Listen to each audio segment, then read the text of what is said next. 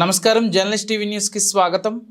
ప్రకృతి వైపరీత్యాలతో తల్లడిల్లుతున్న రైతన్నలు ఎరువులు వ్యాపారుల చేతుల్లో మోసపోయారు. ఓ వ్యాపారి ఇచ్చిన నకిలీ వరి విత్తనాలు వేసి తీవ్ర నష్టాన్ని చవిచూశారు. పంట దిగుబడి రాకపోవడంతో ఆ వ్యాపారి షాపు ముందు రైతులు ఆందోళన చేపట్టిన సంఘటన భద్రాద్రి కొత్తగూడెం జిల్లా పాల్వంచలో చోటు చేసుకుంది. పాల్వంచ మండలం కోడపుంజుల వాగు, పూసల తండ, దేవతండాకు చెందిన గిరిజన రైతులు రబీ సీజన్లో సుమారు 1000 ఎకరాలు వరి సాగు చేశారు.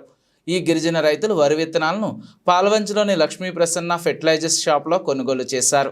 ఈ ఎకరానికి 40 బస్తాలకు పైగా దిగుబడి వస్తుందని షాపు యజమాని చెప్పడంతో రైతులు నమ్మారు.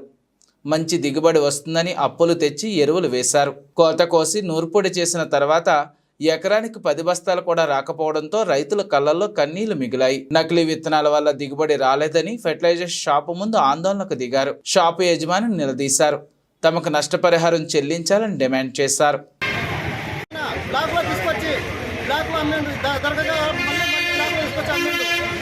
పంట కాలం నెల వెనకైపోయిందని తప్పించుకున్నారు. 1 ఎకరానికి 10 బస్తాల నుంచి ఈ పంట రాలేదు. విత్తనాలు ఇచ్చే రోజు 40 నుండి 45 బస్తాలు దిగుబడి వచ్చింది.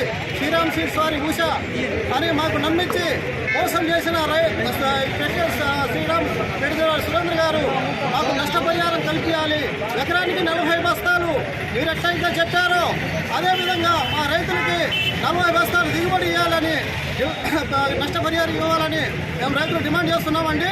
ఈ రోజు నుండి 3 సార్లు ఇక్కడికి వచ్చి మేము ఆయనకి పలకరించగా కంపెనీ వాళ్ళు వస్తారు, ఎలా రేపు అని మమ్మల్ని 200-300 మంది తిప్పించుకొని మాకు రోజు పని వదిలేసుకొని మేము ఇక్కడికి వస్తున్నామండి. అయినా ఫలితం లేదు, కంపెనీ వాళ్ళు రావట్లేదు. గారు తెలివిగా తప్పించుకుంటున్నారు.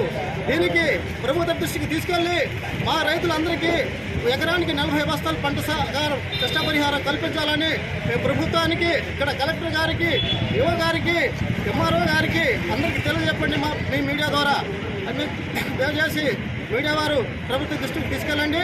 మా రైతులకు నష్టపరిహారం ఎకరానికి 40 బస్తాలు రావాలని ఏదైతే ఉందో అది ఈరోజు మరి పాల్వంచ మండల కేంద్రంలో ఇక్కడ ధర్నా కూర్చున్నాం.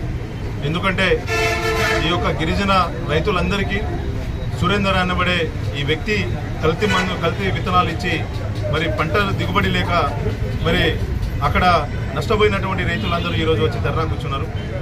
చేస్తే ఆ వరి మొత్తం ఈరోజు మరి పంటలోనే ఆ కళ్ళలోనే ఉండిపోవాల్సిన పరిస్థితి ఏర్పడ్డది.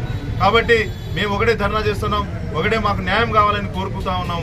ఎందుకంటే మమ్మల్ని మాయ మాటలు చెప్పి మరి ఇచ్చినటువంటి కల్తీ ఏదైతే మరి వరి ఉందో ఆ వరిని ఈ రకంగా మమ్మల్ని మోసం చేయడము, కంపెనీ ఒక టైం ఇస్తే ఈయన ఒక టైంలో ఇచ్చి వాళ్ళందరినీ మోసం చేసిండు.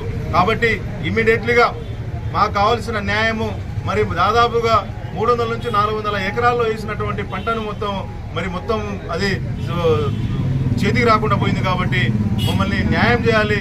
న్యాయం చేసి ఆ రైతులందరికీ మరి న్యాయంగా ఏదైతే ఎకరానికి 40 నుంచి 45 బస్తాలు పండుతాయని చెప్పేసి మరి మాయమాటలు చెప్పి ఇచ్చినటువంటి ఏదైతే వరి ధాన్యం ఉందో మరి దాన్ని అదే రకంగా మమ్మల్ని మేమందరం మోసపోయినాం. కాబట్టి మమ్మల్ని ఆ రకంగానే వాళ్ళు డబ్బు కట్టి మరి వాళ్ళు అది ఇస్తారా, వాళ్ళు తీసుకుంటారా, లేకపోతే ఎకరానికి 40 బస్తాలు చొప్పున మరి దానికి ధర కట్టి మరి సురేంద్ర గారు ఇస్తారో మాకు అనవసరమైన విషయం. అయినప్పటికీ ఆయన కేవలం రాద్ధాంతం చేసి నెల రోజులుగా ఆయన ఆఫీస్ చుట్టూ తిరిగితే మాయమాటలు చెప్పి ఇవాళ వస్తారు, రేపు వస్తారు, కంపెనీ వాళ్ళు వస్తారు అని చెప్పేసి మమ్మల్ని ఈ రకంగా ఇబ్బంది పెట్టడము, దీన్ని మేము ముక్తకంఠంతో ఖండిస్తా ఉన్నాం.